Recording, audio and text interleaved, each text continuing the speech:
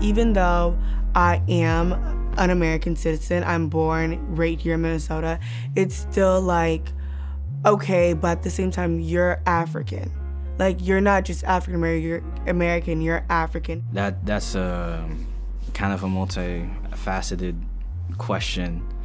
As a Pan-African meaning, I really don't know specifically where I came from, having this kind of shattered, splintered history through the transatlantic slave trade. It's kind of hard to trace where you're from. I'm part of Jack and Jill. It's an organization for Black youth, wherein you learn a lot about this stuff. I want to learn more about myself because I don't have a clear-cut history like most people in this country. Like, if one of my cousins were born in Africa and they get in trouble here, okay, well, now my whole family's stressing, like, are they gonna get deported?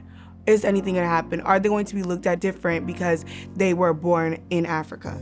Like, it's like a ranked. Yes, Black men, Black people in general are at the bottom, but it's like, if you weren't born here, you're still treated differently. You're still gonna have that daily reminder of you have African descent, you're first generation African, or you were born in Africa. Like, I feel like a lot of us don't really think about that because at the end of the day, we all have the same color, we're all Black. I would be like walking to like a grocery store, like a corner store in like downtown St. Paul. You know, I'm just gonna grab a couple snacks for myself. And yeah, it's like the store manager would like usually give me these dirty looks, or like they'll have like one of their employees following me around because they're like afraid I'm gonna steal something, and they don't think I recognize that, but it's just really easy to see that because I'm obviously gonna pay for this stuff because that's not who I am. I'm not gonna steal this. But yeah, it's really tough, you know, experiencing a lot of discrimination in different places. A lot of people are not gonna understand that, you know, they're not gonna see it for themselves. You have to talk differently to some people. You have to wear different stuff around some people. You have to always know constantly where you are, what you're gonna do, what is your next step. Without watching your steps, anything can happen. Especially when what happened this summer happened, I would always like tell my brother and all my cousins, because they're like all guys, I would be like, be careful, like be careful, be careful, be careful.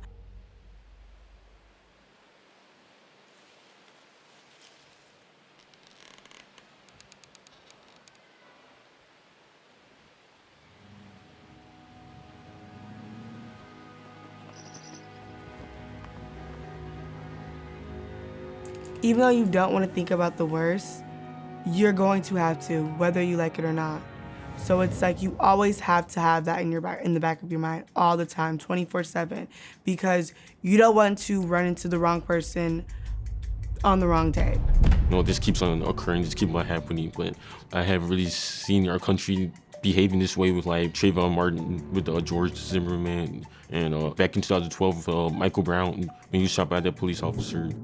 I was like 8 years old. Yeah, it was all over the news. Before that, I didn't really understand all that stuff. I was just learning about slavery and like the Jim Crow laws. Since I was in second grade, I've always had the same perspective on being more cautious because I'm Black, being more cautious around whoever I am, having to voice my opinion or say things differently around who I am.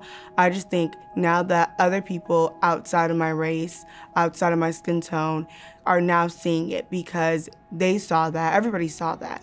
So it's like now they're bringing it up, now they're asking more questions about it. We've been singing the same song for a long time. Just with the death of George Floyd, that conversation has come more into light and more people are having these conversations, right? But we have been having these conversations for years. It's just now it's being noticed. With this one, the reaction the world gave off was like, it was so amazing. It just like, you're seeing all these countries, all these people across the world just protesting against like the unfair treatment of like Black Americans and police brutality. You know, that was just very beautiful over the summer. Seeing all these people come together, fighting for what's right, unity. That's what we really need today. Just unity and like diversity.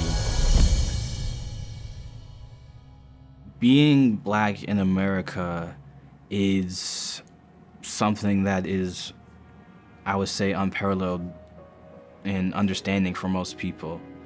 Having that deep-rooted community and having that culture that validates your existence is something that's truly unprecedented in the country. I'm Fina Davies. My name is Dallas Ballantyne. My name's Christian. I'm 17 years old. And I'm 15. And I am 16 years old.